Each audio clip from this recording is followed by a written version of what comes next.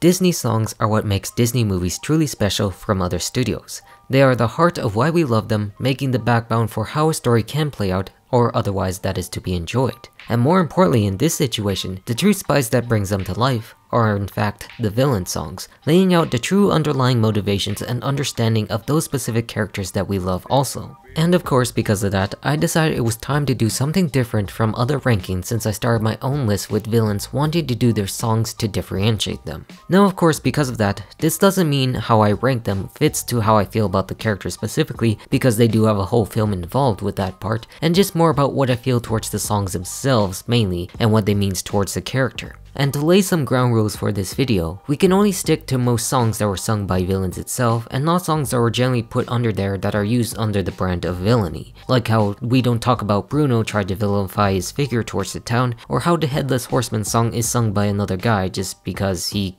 really can't even talk. I mean, there will be some exceptions in this case as you will see on this list because of the bigger popularity of such songs, but you probably get what I'm trying to say for the most part in some situations where some other songs with a collection of other characters don't relate to a main source of villainy like I'm supposed to say. And in this case, I will also include some fully cut recorded songs that were made for some characters but were changed later when they didn't actually have songs at all. I mean, not all of them for some who already have a song to sing, but you'll find out later as to what that pertains to also. So for the most part in this video, this is going to be limited to one character and one song that is their defining moment for the film. Where with that out of the way, let's finally begin.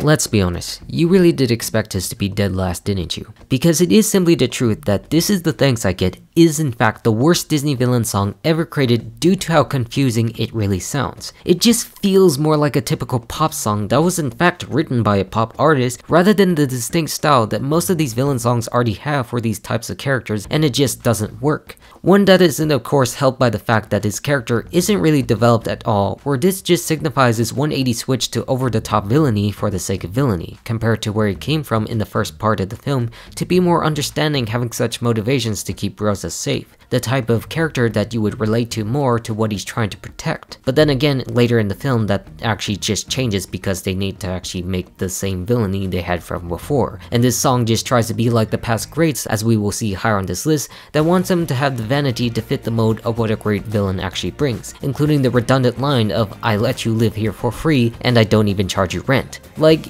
you really didn't even think that part overthrew in your head with everyone who worked on this film, didn't you? Because it really just doesn't make sense for you to include that. An insane fact to even think about that nobody actually brought up that fact at all, where you could have just simply changed the wording by removing and replaced it with something that makes more sense, like so. But of course, they really didn't do that because modern Disney is a factory that needs to rush out something to recapture some sort of magic they once had. But it's not wrong to have such an upbeat sound for a villain song, as many other villain songs have already been done before and worked, but those were still in the confines of it being a villain song that was mischievous and had proper development in the beginning, rather than shouting "This is the thanks I get" for most of the song with a villain that never really actually explained himself very well. It never really convinces you anything that makes him a huge threat for Asha or anyone else in the kingdom, because that simply wasn't there at all. Just keeping the same rhythm throughout, even though the tone at the end wants to be more darker and sinister to commit to that change of his character in the second half that really isn't justified. But still, for what it has on its own representing Disney management or what you can find,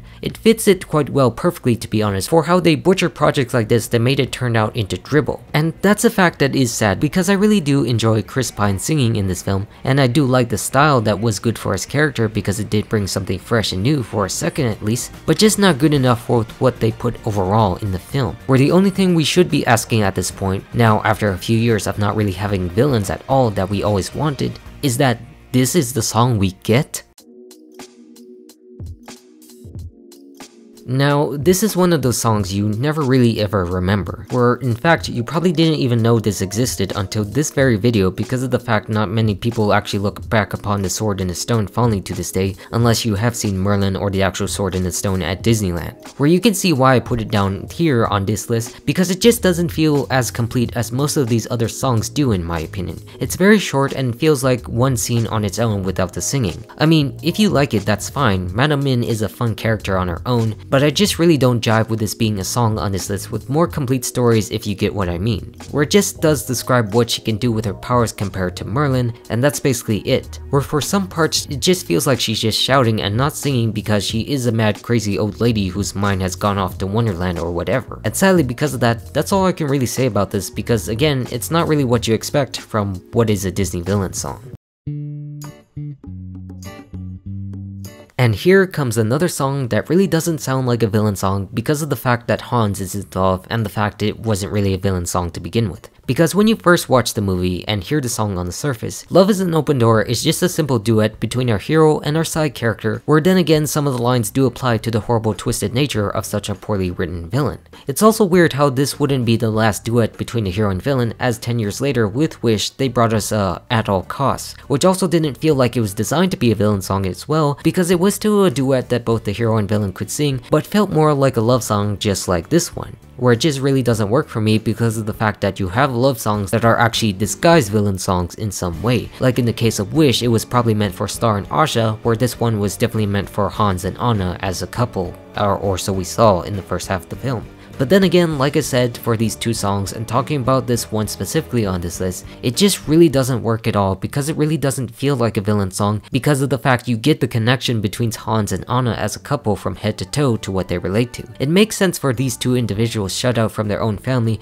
rather than that same twist that really isn't well thought out when you really think of his plan. Yes, you can hear and see the lines that hint towards his character revealed later, but it's still not a great villain song when it doubles as a hero song as well, because we do realize that Love is an open door for everything in the film, especially at the end with the two main sisters. That doesn't have to necessarily apply to a villain in this case. Yes, it can, like a double-bladed lightsaber that can have two different colors that can neither be for or against, but it's just not really fitting the billing for what you expect. Whereas a regular song, it is okay, but as a villain song, it just doesn't hit the bar, especially on those rewatches that make you question the setup of Hans being the true way that he is, while still acting like a regular character for the most part of the film. So, for that, I still will accept this as a villain song, but just a villain song that doesn't quite work as well as he is only a villain at the end of the film. Mine, Mine, Mine is a relatively okay villain song. I do enjoy it on occasion when I'm in the mood, but then again, I'm not really a fan of Radcliffe as a villain overall. Like, at least he has something thought out from beginning to end, but not enough to justify himself as a villain for our main characters unless we apply that second film in this conversation. Because you know, it's just something relatively basic wanting gold in a place that really doesn't have gold at all. Where at least compared to the last song, it is an actual villain song from beginning to end, which is made clear, but also just still very bland on the surface with what direction the movie was aiming for that also wasn't well thought out on its own. I am also just not a fan of the singing Mel Gibson does for John Smith in this section either, where most of the song is supposed to be pertaining to Radcliffe's wealth desire rather than John Smith's adventure out there, if you get what I mean. Where they just could have done a song on his own with what they wanted for his character, which wasn't very good to begin with, but I guess this is the best they could ever do with what they were given. Because again, the song's focus is just on our villain's desire of gold and nothing else, because they never really thought out anything else for his character to do since he has no real interaction with the main hero, making him the most useless of the bunch in that regard. And when you look at it from that part of the character and the song, this song really does feel quite useless on that scale other than to repeatedly sing dig, dig, and diggity dig. Now, this is the part where my feelings get more positively towards the villain song, starting out with perhaps the first major Disney villain song ever created with Hi Diddly Dee, a classic in its own right with Pinocchio, where I think this is justifiable to be around here on this list due to being the first of its type in a villain song and the fact that the villains of Pinocchio aren't really a major piece other than to show the do's and don'ts of life on his journey to be a real boy. The gist of it is the fact that Pinocchio is being manipulated into thinking another life. More specifically, an actor's life at this stage in life is where he should be headed. Instead of going to school to learn, he should be enticed to go towards the lavish lifestyle of an actor under the other villainous Stromboli. But then again, it's not a typical villain song like the rest because it really doesn't explain who Honest John is as a character, because he's not really going to be a main figure that Pinocchio goes against at all for the entire film, and just more towards the villainous desires for someone's own gain by convincing themselves to indulge in this different lifestyle choice. Something that was also super upbeat in its approach to convince our gullible wooden boy that this is the right thing to do compared to listening to a small cricket who isn't very good at his job. But then again, to be honest, you just can't help but jive with this very song for its overall fun nature that is enough to convince you that an actor's life is for thee.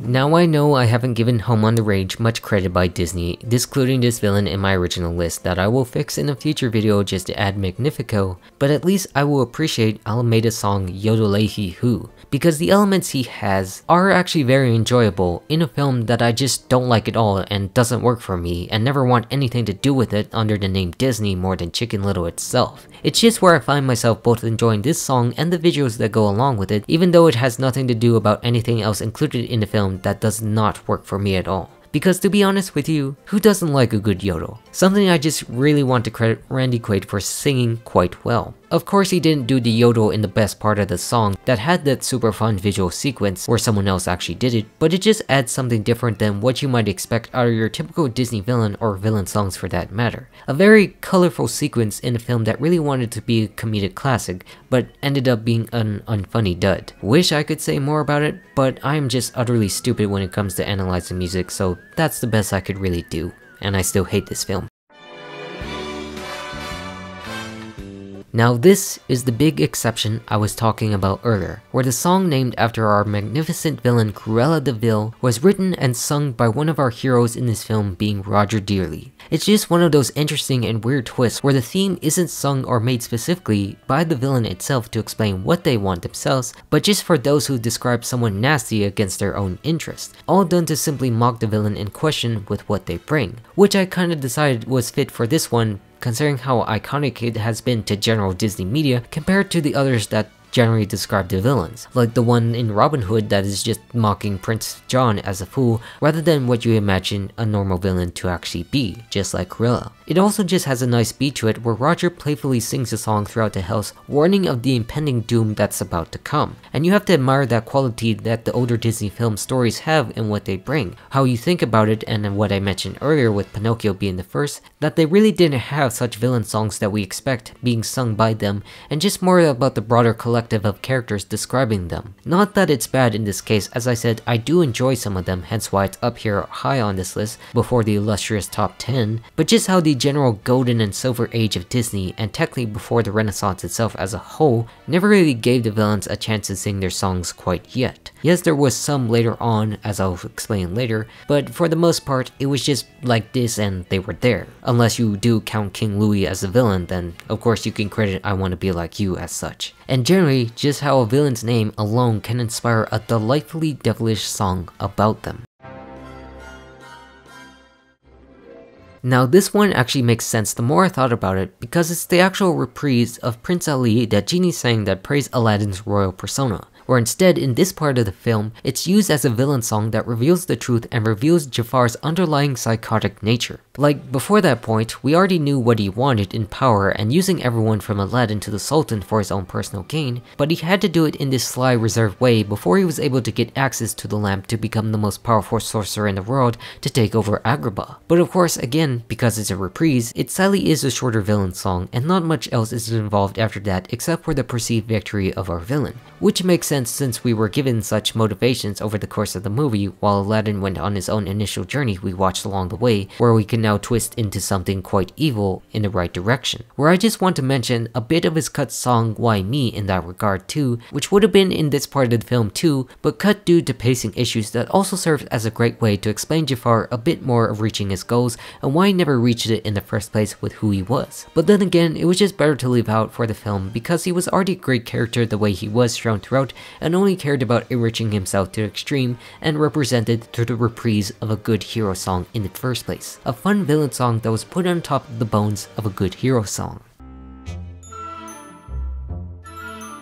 I really do enjoy Mothers Know Best because of how fun it is. Disguised as a caring mother, Gothel is able to attempt to continue convincing and gaslighting Rapunzel into staying in this one tower because of the dangers of the real world, which to her credit does have some truth to it, but also done in a more twisted way than what you can really find. Like, that's the kind of song I can appreciate on its own for its many layers, especially the fun Mother Gothel has specifically to express these ways she wants to keep her in, like when she says yes when Rapunzel says no, regarding stuff like the plague, or any attempt she has to explain why she needs to go outside, which she constantly gets cut off by. It perfectly sets up the explanation to why Rapunzel is trapped here with the type of character she displays throughout the film that constantly switch back and forth trying to stay the most positive she could ever be. All part of the setup of the film that begins with "When will my life begin" as a quick contrast to what our hero and villains both want out of their life. Emphasis on the life part, of course, in that regard, if you know what I mean. I also would like to add the reprise in here too, because of course it turns it into a sarcastic Rapunzel knows best situation where she goes once again to try to convince Rapunzel in another way that she was always right about the world,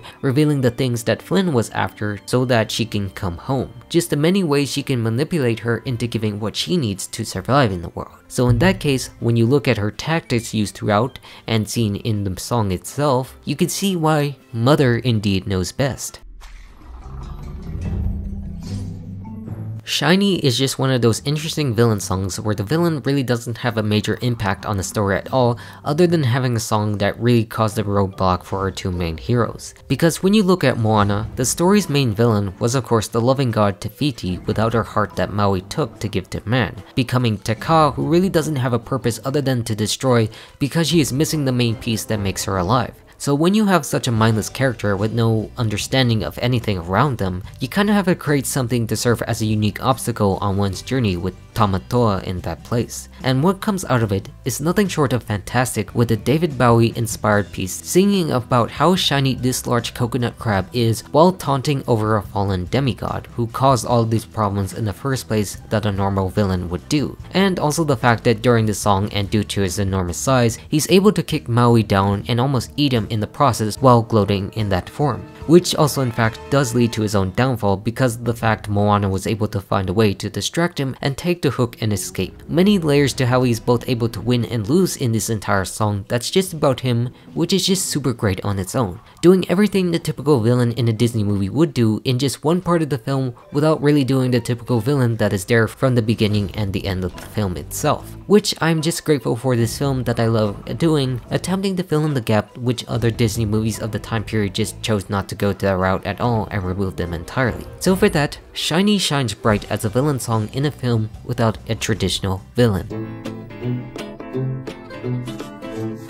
Friends on the Other Side is a classic in my opinion, because I really am just a fan of Keith David and his voice work, especially as Facilier in this film where he lays down the powers he has from his friends on the other side with the voodoo world or possibly hell itself to really give things that people always desired with a devilish twist. It's like Mother Knows Best in a way that the characters get more manipulated rather than explaining why they need to do some villainy in this situation. I mean, it already does in a way with Mother Knows Best, but this one is more about what he can do for them overall that benefits himself instead. Like he mentions throughout, the cards really do tell their fate, laying out his hands of what he's attempting to do in a figurative sense with all of these figures that come to life at the end to bring these dreams, or technically nightmares, to reality. The image that was so desired at the very beginning for all of these characters that they always wanted and used in a way that's twisted against them. It's all about the power of wordplay that makes this such a sinister villain song because of how he misleads such a gift that is to be one's desires that comes out in another end, and why the mystery of such friends on the other side works very well.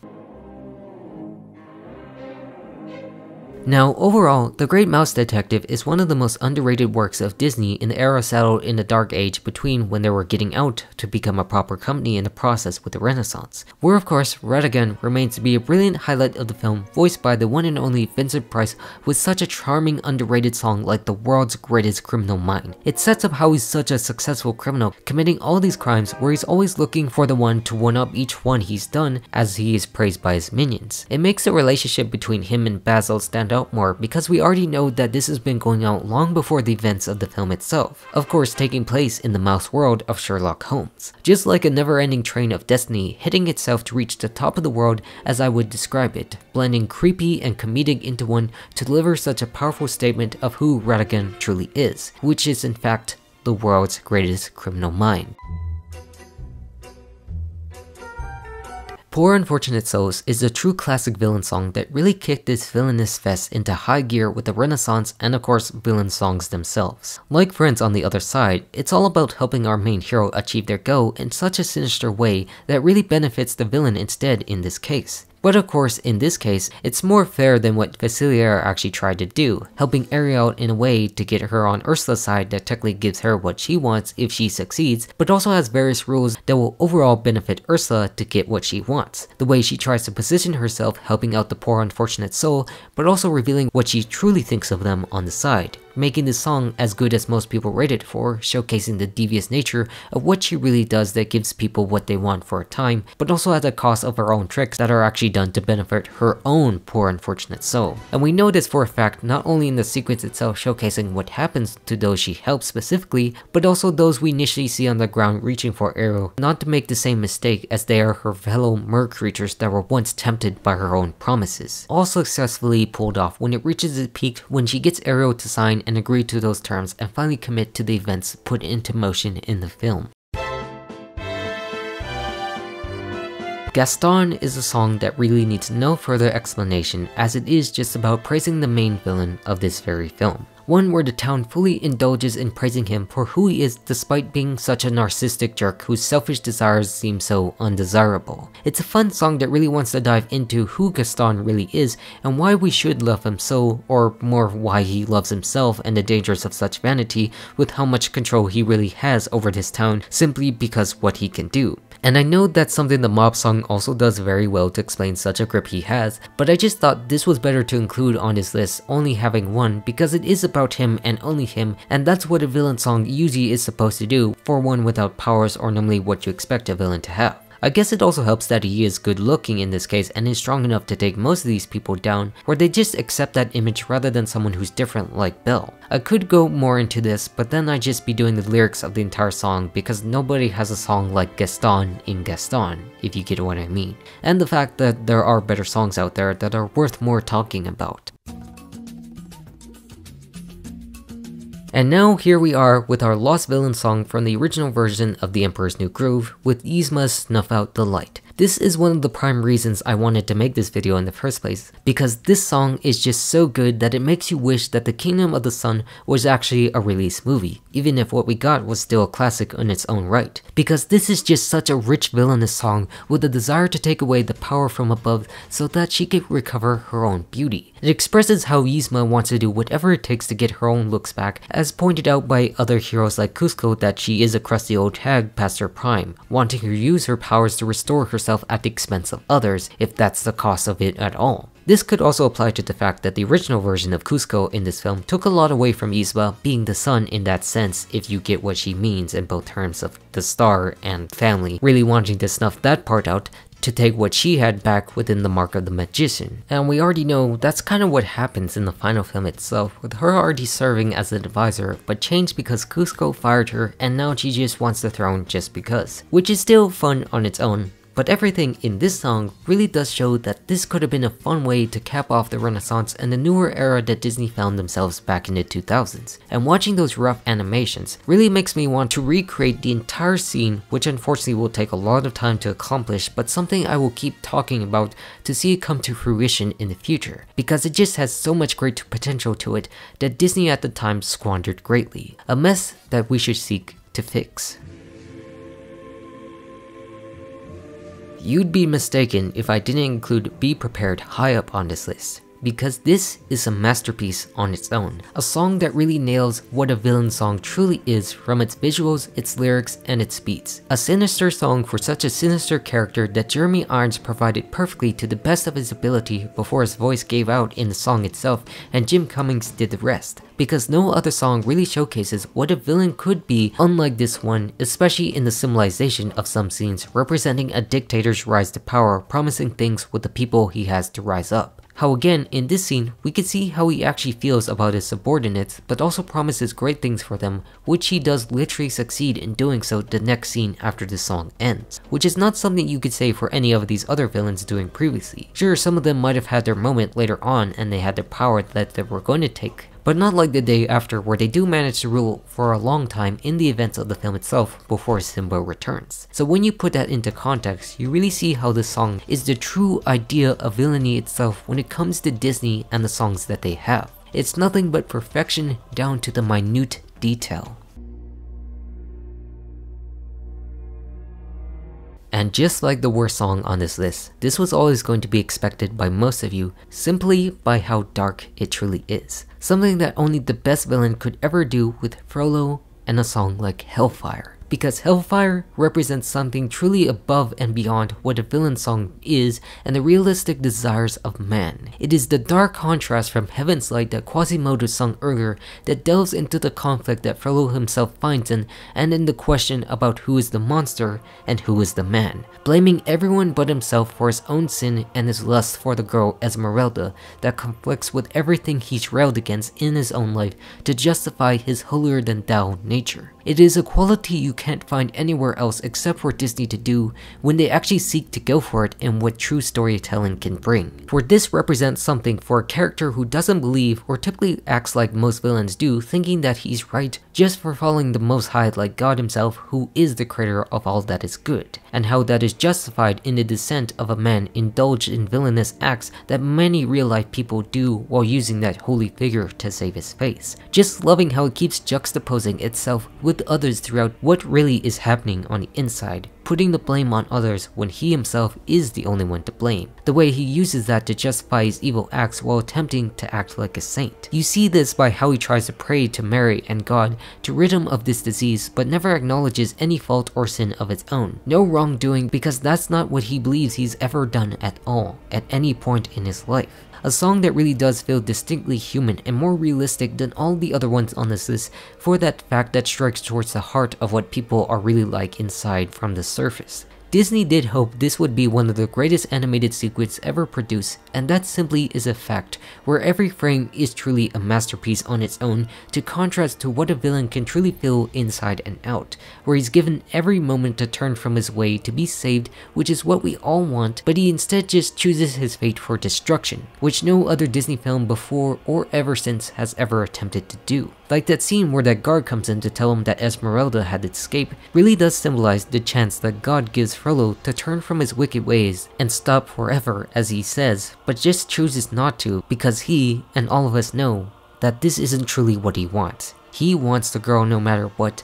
and it was never his intention to simply let her go just like that. The best part of this entire song is just as the chorus rises, and the spiritual figures as well, Frollo instead falls to his knees, yelling out the last lyric before passing out, signifying a lost soul who will never be truly forgiven, and possibly damned for an eternity. Despite his pleas for mercy on his soul to God near the end of the song, knowing that he himself sealed his own fate but had gone too far to even care. Everything they did with this truly went beyond what should have been expected from a Disney film, and it succeeded in every single way you could have conceived. I could talk more about this, but that would actually make a video on its own, and it's already been explained dozens of times at this point, where you can't help yourself but appreciate the sheer ambition and beauty such a song displays unlike any other on this list. The representation of human greed, lust, sin, all wrapped in a singular Disney film that you wouldn't expect today. Where all of that I included on this list truly represents such a rich history that makes their films stand out above the others in so many different ways, and why it will make such films last for generation after generation, and the hope that Disney continues making these songs